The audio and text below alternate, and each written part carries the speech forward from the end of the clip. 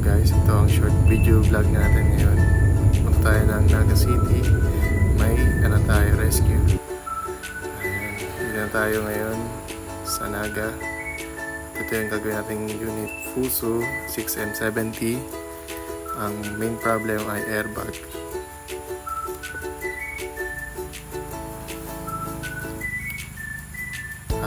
Kita natin kung ano yung problema. Yung isa may hangin, yung isa wala. So may hint agad tayo. Ang hint natin ay control valve. Binaklas agad natin kasi kailangan makaalis kagad kasi kargado na ng GNT parcel. Nababa ko na yung control valve.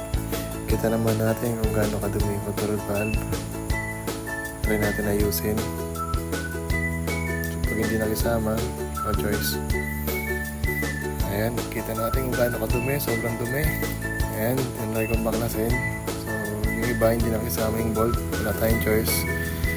Papabiling ko sana ng piyesa, kaso nasabi sa akin na i-convert na daw to ng manual na airbag. Ayan, ginawa ko na lang ng paraan para makauwi lang. Pinalobo-lobo na natin. Ayan, diretso uwi yung road test namin.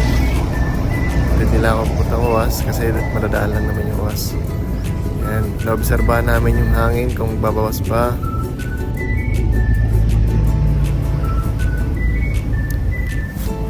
Ayan, malapit na bumaba. Ingat sa inyo kuya, tatay.